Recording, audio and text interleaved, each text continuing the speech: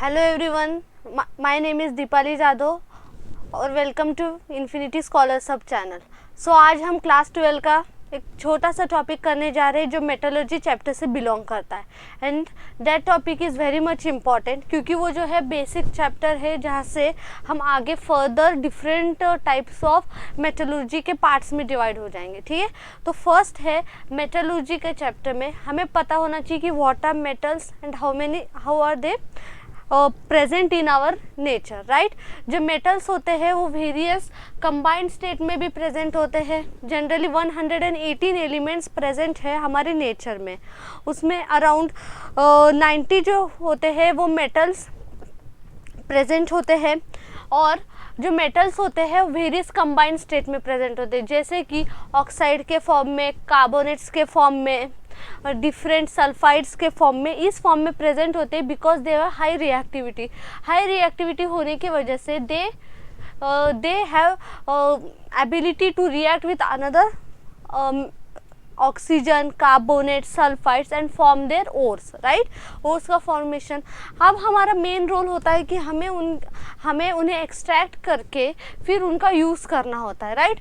In our earth crust they are present in various different forms. So हमें क्या करना होता है, पहले एक्सट्रैक्ट करना होता है, फिर डिफरेंट केमिकल रिएक्शन से हमें उन्हें एक स्टेबल फॉर्म में लेके आना पड़ता है। ठीक है, मतलब उन्हें एक मेटेलिक फॉर्म में लेके आना पड़ता है विद देयर कंबाइंड स्टेट। तो फर्स्ट ऑफ ऑल जो हमारा फर्स्ट है कि हमें जब अर्थ क्रस्ट से जब डिफरेंट ओर्स एंड मिनरल्स को एक्सट्रैक्ट किया जाता है तब क्या होता है, they are present in very big lumps. वो बहुत लम्प्स फॉर्म में प्रेजेंट होते हैं। First is we have to break that lumps. How are breaking? We are using the different crushers or grinders to break that lump. हम क्या करते हैं, different crushers और ग्राइंडर्स का यूज़ करते हैं और इन लम्प्स को क्या करते हैं, ब्रेक कर देते हैं into small particles so we can perform the further steps like concentration of ore और different methods के यूज़ से हम उनको क्या एक्सट्रैक्ट कर सके। तो फर्स्ट मेथड क्या है कि ब्रेकिंग। फर्स्ट मेथड कौन सी हुई, ब्रेकिंग। मीन्स हमें उन्हें क्रैक करके स्मॉल पार्टिकल्स में कन्वर्ट करना होता है। तो हम यूज़ करते हैं डिफरेंट क्रशर्स का। ये जो है वन ऑफ द क्रशर्स है जहाँ पे हमने क्या किया है, ग्राइंड लिया है और उसमें बीच में यहाँ पे क्या यूज़ किए हैं, लम्प्स। बीच में लम्प्स रख दिए हैं और दोनों तरफ से जब हम क्या करते हैं, प्रेस करते हैं, जो बिग लम्प होते हैं वो किस में कन्वर्ट हो जाते हैं, स्मॉल लम्प्स में या फिर स्मॉल पार्टिकल्स में। जैसे बिग अगर लम्प्स होंगे तो हमें किस में कन्वर्ट करने उन्हें, स्मॉल पार्टिकल्स में। तो first step is crushing and grinding of ores और you can say pulverisation of ore. ठीक है, पल्वराइजेशन ऑफ ओर।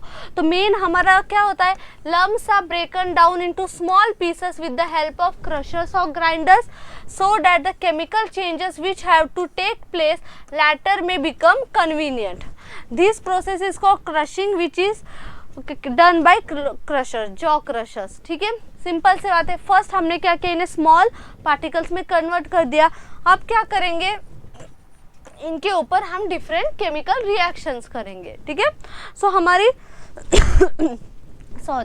हमारा नेक्स्ट स्टेप क्या होगा, हमने बिग लम्प्स थे जो अर्थ क्रस्ट में थे उन्हें स्मॉल में कन्वर्ट कर दिया।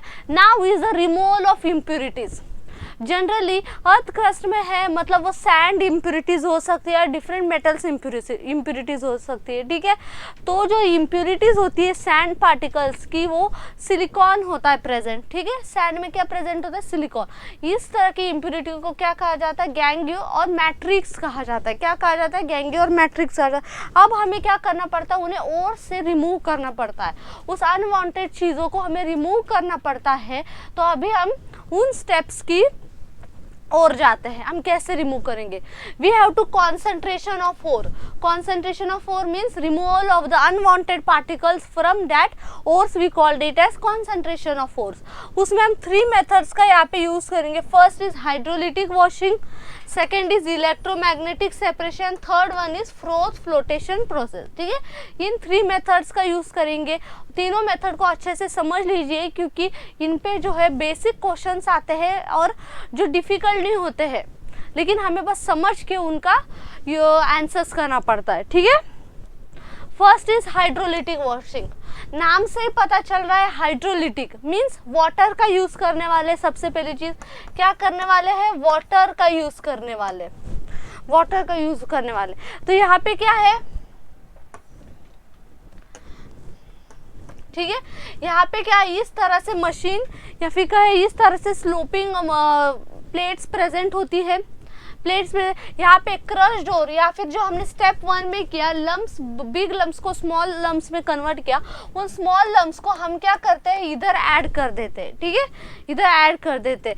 फिर इसका मेन प्रिंसिपल क्या होता है, इसका मेन प्रिंसिपल क्या होता है हाइड्रोलिटिक वॉशिंग का, कि जो जिनका डेंसिटी ज़्यादा होता है वो क्या होता है, बिलो होता है, और जिनका डेंसिटी लेस होता है वो अबव होता है, राइट। जो जब हम when we pass the crushed ore from this water, flowing water, what happens, the gangue and the ores will come here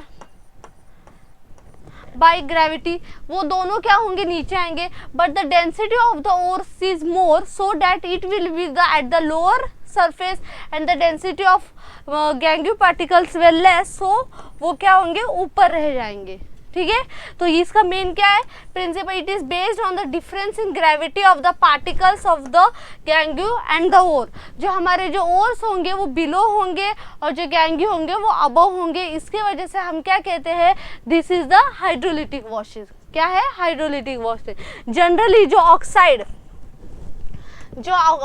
के ओर होते हैं, कौन से, ऑक्साइड या फिर कार्बोनेट्स, कार्बोनेट्स और जो है इस तरह से क्लीन किए जाते हैं। उनमें से जो रिमूवल ऑफ इम्प्योरिटी होती है with the help of hydrolytic washing की जाती है। फॉर एग्जांपल जो टीन के ओर होते हैं SnO2 जिसे कैसेटराइड भी कहते हैं, इस तरह से उनका रिमूवल ऑफ इम्प्योरिटी होता है, ठीक है। फर्स्ट मेथड ये थी। Second is froth flotation method.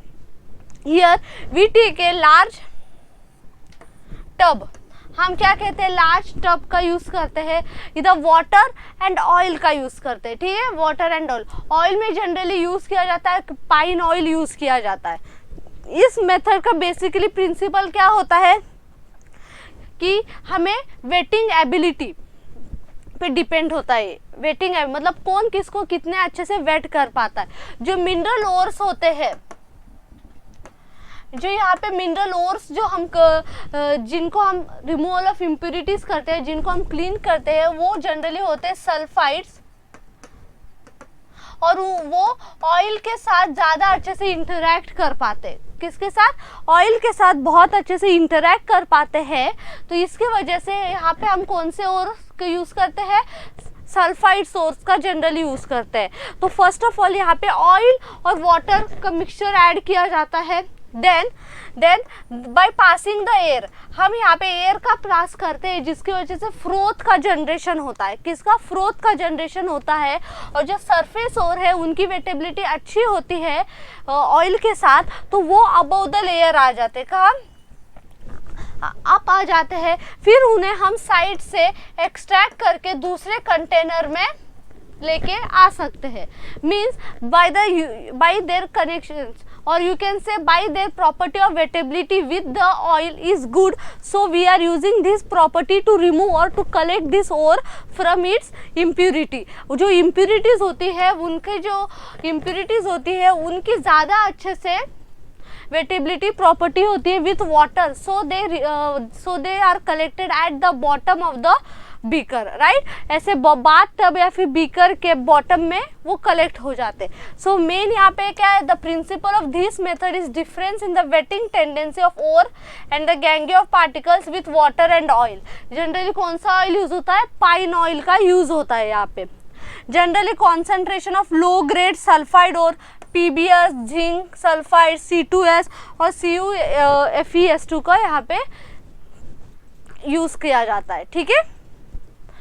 Next and last method is magnetic separation method.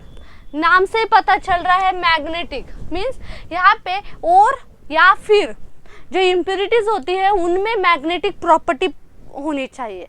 Main क्या है, और या फिर मतलब और में होनी चाहिए, और else the gangue matrix should have the property of magnetism so that this separation will be helpful for those ores only. तो यहाँ पे जनरली क्या होता है, जो क्रश्ड ओर्स होता है वो यहाँ से पास किया जाता है, and this is the rotating belt. ये रोटेटिंग बेल्ट होता है। हम यहाँ पे क्या है, जनरली जो फाइनली जो ग्राइंडेड ओर है वो पास किए जाते हैं। ये जो बेल्ट होता है यहाँ पे क्या प्रेजेंट होता है, मैग्नेट प्रेजेंट होता है, ठीक है, मैग्नेट प्रेजेंट होता है। When the ore is pass through it the ores come to down. यहाँ पे जब बेल्ट ओवर होता है तो वो ओर साइड पे कलेक्ट हो जाता है, और जो नॉन मैग्नेटिक होते हैं, जो नॉन मैग्नेटिक प्रॉपर्टी होगी अगर गैंगियो में होगी तो वो क्या होंगे, साइड पे कलेक्ट हो जाएंगे वो वाले particles. Mainly this ores are used for iron type of ores. ये सेपरेशन किसके लिए यूज होता है, आयन टाइप ऑफ ओर्स के लिए। तो इसका मेन क्या है, based on difference in magnetic properties of mineral and gangue particle. Generally mineral और गैंगियो पार्टिकल इनमें से अगर किस में भी मैग्नेटिज्म का प्रॉपर्टी होगा तो वो क्या होंगे, ज़्यादा अच्छे से यहाँ पे सेपरेट हो पाएंगे।